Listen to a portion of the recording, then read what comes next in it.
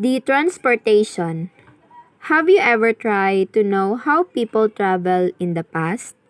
Long, long ago, people needed to walk where they wanted to go, but after the point they figured out that they could interact with and use the animals around them.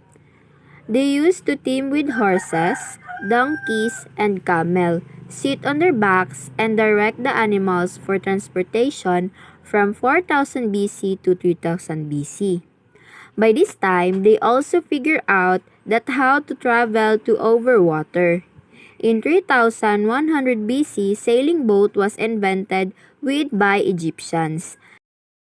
In 3500 BC, they figured out the wheel invented in Iraq.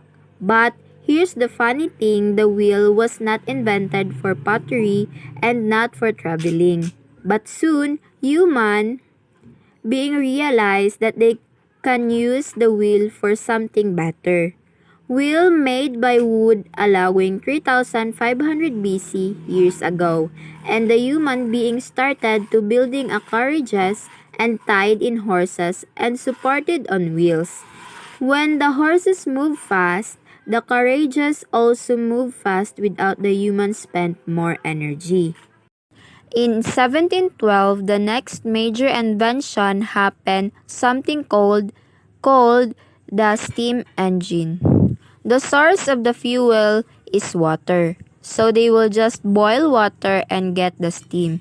Then they use steam to move machine.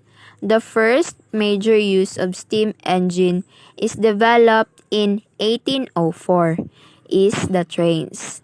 Railroads was constructed for these trains from one place to another. First steam locomotive 1804.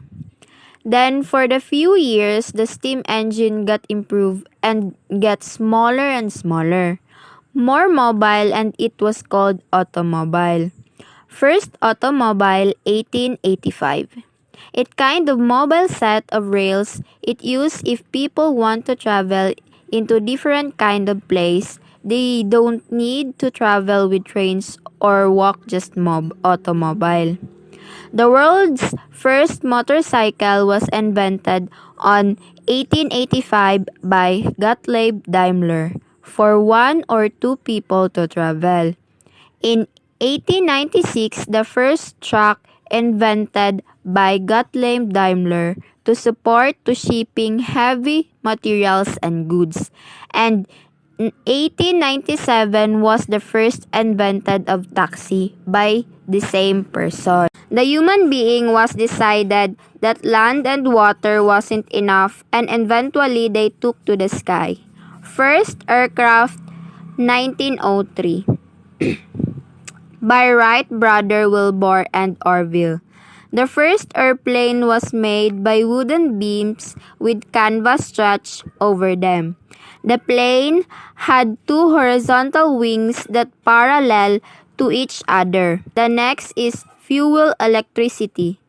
Electrical train is the first vehicle run by electricity. But it doesn't stop, the technology is changing every day.